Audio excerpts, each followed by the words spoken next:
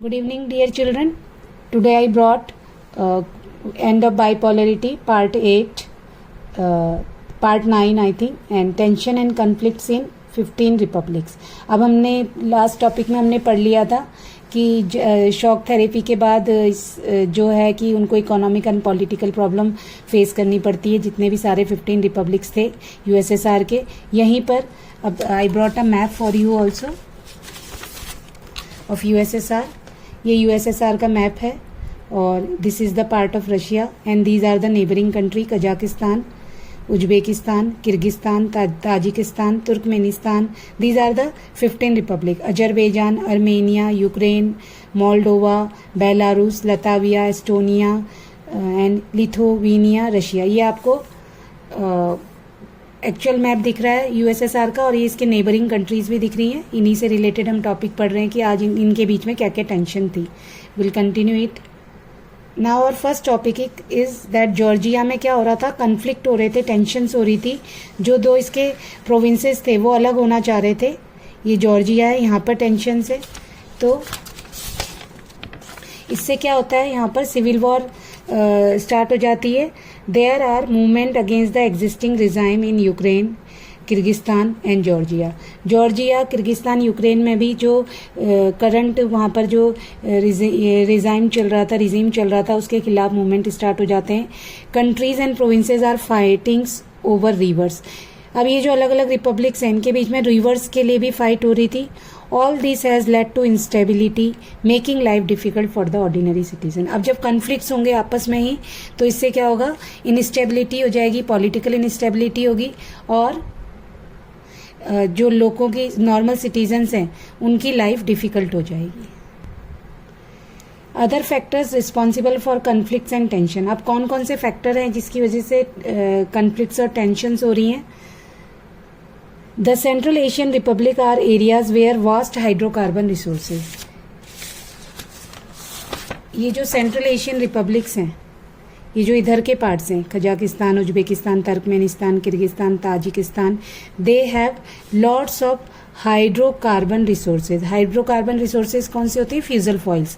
फ्यूजल fuels means oil, gas, minerals. यहाँ पर बहुत ज़्यादा इनके रिसोर्सेज होते हैं, तो इस वजह से भी यहाँ पर कन्फ्लिक्ट्स होते हैं. अब कन्फ्लिक्ट्स कैसे होंगे, आफ्टर 11 सितंबर 2000 अब central Asia has also become a zone of competition between outside powers and oil companies. अब सेंट्रल एशिया है जो जोन बन जाता है कंपटीशन का, किसके साथ, आउटसाइड पावर और ऑयल कंपनीज के बीच में. वो कौन कौन सी कंपनीज है, कंट्रीज हैं और कौन कौन सी आउटसाइड पावर्स हैं जो सेंट्रल एशिया में इंटरफेरेंस चाहती हैं और अभी तक भी वहाँ पर डिस्प्यूट्स चलते रहते हैं. उसके एग्जाम्पल मैं अभी आपको बताऊंगी. आफ्टर 11 सितंबर 2001 the US wanted military base in the region. अब ये जो ये वाला एरिया है सेंट्रल एशिया वाला, उज्बेकिस्तान, ताजिकिस्तान, इस एरिया में अमेरिका, वेस्ट से अमेरिका अपना बेस बनाना चाह रहा है मिलिट्री का और प्लेन्स का. वो चाहता है कि उसके यहाँ से एरोप्लेन को उड़ने की इसमें जगह मिल जाए और उसका कंट्रोल भी बना रहे. ठीक है, क्योंकि अमेरिका को हम जानते हैं कि it is very clever country, very fast and super power also, तो वो अपना कंट्रोल चाहते हैं. US paid the government of all central Asian state to hire base. US क्या पे कर रहा है गवर्नमेंट को, जितने भी ये सेंट्रल एशियन स्टेट हैं, जिससे कि वो बेस हायर कर सके, बेस को परचेज कर सके. And to allow airplanes to fly over their territory during the wars in Afghanistan and Iraq. और इसी टाइम पे जब अफगानिस्तान और इराक पे लड़ाई होगी तो वो इराक से उसकी प्रॉब्लम ही रहती है अमेरिका की, अभी भी चल ही रहा है, आपको पता है, इशू कन्फ्लिक्ट चलते ही रहते हैं, अभी इतना लंबा वॉर चल रहा है. ठीक है, तो वहाँ जिससे कि वो इराक और अफगानिस्तान पर, जब इराक और अफगानिस्तान पे पहले भी अटैक कर चुका है अमेरिका, ये हम पढ़ेंगे नेक्स्ट टॉपिक्स में. तो यहाँ के लिए को अटैक करने के लिए उसे अपने एरोप्लेन के लिए उसे रास्ता चाहिए. और रशिया क्या चाहता है, रशिया की ये नेबरिंग कंट्रीज हैं, near abroad, perceives these states as it near abroad and believe that they should be under Russian influence. अब रशिया चाहता है कि सेंट्रल एशियन जो कंट्रीज़ हैं, यही तुर्कमेनिस्तान, अजरबैजान, ताजिकिस्तान और कजाकिस्तान, इसमें ये सबसे इसके क्लोज अब्रॉड है, इसके नेबर्स हैं, तो ये चाहता है कि इस पर उसका इन्फ्लुएंस बना रहे. China has interest here because of the oil resources. China का भी यहाँ पर इंटरेस्ट है because of oil resources. Chinese have begun to settle around the borders and conduct trade. अब चाइनीज ने यहाँ पर इसके बॉर्डर में अपनी कॉलोनीज सेटल कर ली है।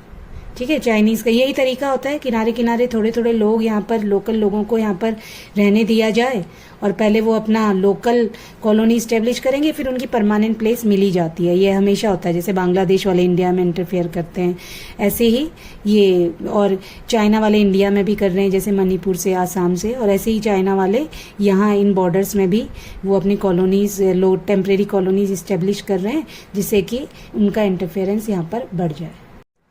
Now we'll read about the Czechoslovakia. अब चेकोस्लोवाकिया का ब्रेकअप होता है चेक और स्लोवाक्स में। In eastern Europe Czechoslovakia split peacefully into two.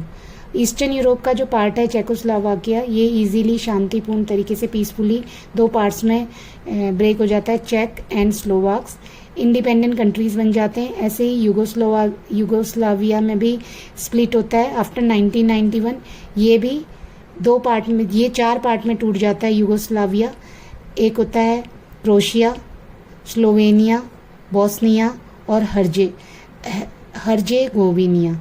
They declared independence, ये फ्री हो जाते हैं। Ethnic shrubs opposed this. अब जो एथनिक साइबेरियन लोग होते हैं वो इसको अपोज करते हैं, इसके अगेंस्ट हो जाते हैं। A massacre of non-Serb Bosnians followed। और यहाँ पर बहुत खून खराबा होता है, बहुत ज़्यादा सिविल वॉर जैसा एक सीन क्रिएट हो जाता है। अब NATO intervention and the bombing of the Yugoslavia followed the inter ethnic civil wars. यहाँ पर नाटो फिर बॉम्बिंग करेगी, उससे क्या होगा, इंटर एथनिक सिविल वार को फॉलो किया जाएगा, मतलब कि अंदर ही अंदर उनकी सिविल वॉर चलेगी। These are the reasons of conflicts, tensions in republics। मतलब कि ये प्रॉब्लम अभी तक वहाँ पर चल ही रही है, इतने साल हो चुके हैं, 30 ईयर्स से भी ज़्यादा हो चुके हैं, और तब भी ये वाले जो एरियाज़ हैं दिखने में डेवलप लगते हैं, लेकिन इसमें अंदर अंदर सिविल वॉर्स और टेंशन चलती रहती है। अभी भी अमेरिका, अफ़गानिस्तान, इराक के साथ कुछ न कुछ डिस्प्यूट्स चलते रहते हैं। यूक्रेन के साथ अभी इशू चल रहा था 2 इयर्स बैक, जो अभी कंटिन्यू ही है, क्योंकि अमेरिका इंटरफेरेंस करता है, तो इस टाइप के डिस्प्यूट्स वहाँ पर चलते रहते हैं। और अब हम नेक्स्ट टॉपिक पर आएंगे। Now will discuss the India and post communist countries. India का ये जो पोस्ट कम्युनिस्ट कंट्रीज़ हैं, अब जैसे कि यूएसएसआर के जो रिपब्लिक्स हैं, इनके साथ इंडिया का क्या रिलेशन है। India has maintain good relation with all the post communist countries. जो भी ये कम्युनिस्ट कंट्रीज़ थी, इंडिया ने इनके साथ हमेशा अच्छे रिलेशन मेंटेन करें। India has strongest relation with Russia. India का रशिया के साथ हमेशा अच्छा रिलेशन रहा है। ये रिलेशन इस्टेब्लिश हुए थे, हमने इंडियन पॉलिटिक्स में पढ़ा है, जब ताशकंद कंप्रोमाइज़ करवाया गया था इंडिया का, उस समय भी इंडिया, ताशकंद जो है रशिया का ही पार्ट है, वहाँ गया था और वहाँ पर ये जाकर के कंप्रोमाइज़ होता है। तो रशिया ने हमेशा इंडिया को सपोर्ट करा और इंडिया भी हमेशा रशिया का सपोर्टर रहा है। Indo Russian relation are embedded in a history of trust and common interest. और जो इंडियन रशियन रिलेशन है वो पूरी तरह से ट्रस्ट और कॉमन इंटरेस्ट पर बेस्ड है, मतलब पूरी तरह से मतलब फले फूले हैं। Their relation matched by popular perceptions. अब इनकी जो रिलेशन है वो किससे मिलती है, पॉपुलर परसेप्शन से मिलती है, मतलब इनकी अजम्पशंस हैं, बहुत सारे कॉन्सेप्ट्स हैं। इंडियन हीरोज, मेन जो इंडियन हीरोज हैं from Raj Kapoor to Amitabh Bachchan are household name in Russia and many post Soviet countries. मतलब कि जो वेल नोन एक्टर हैं राज कपूर और अमिताभ बच्चन इन रशियन कंट्रीज में बहुत अच्छे से जाने जाते हैं। One can hear Hindi film songs all over the region and India is the part of popular memory. और कोई भी अगर हम वहाँ जाएं तो अगर ये कोई शॉक या सरप्राइज़ नहीं होगा कि इंडियन सॉन्ग्स वहाँ पर सुने जाते हैं और इंडिया वहाँ की मेमोरी का पार्ट है। Russia and India share a vision of a multipolar world. और रशिया और इंडिया एक ऐसा वर्ड की विज़न को शेयर करते हैं, मतलब ये एक चीज़ में कॉमन है जिसे मल्टीपोलर वर्ड कहते हैं। मतलब ये सुपर पावर पे, एक ही सुपर पावर पे ट्रस्ट नहीं करते, ये सोचते हैं कि अलग अलग मल्टीपोलर वर्ड्स होने चाहिए पूरे वर्ल्ड में। को existing of several powers in the international system. और ये एक साथ बहुत सारी पावर्स मैं इंटरनेशनल सिस्टम पे ट्रस्ट करते हैं। Collective security in which an attack on any country is regarded as threat to all countries and require a collective response. और ये इस पर भी बिलीव करते हैं कि अगर कलेक्टिव सिक्योरिटी पे ट्रस्ट करते हैं कि अगर एक किसी कंट्री पर अटैक होता है तो सभी को मिलकर उसका साथ देना चाहिए। तो आज का इंडिया अभी हम इसे कंटिन्यू करेंगे नेक्स्ट डे भी। तो I hope you have understand the topic. Thank you very much children.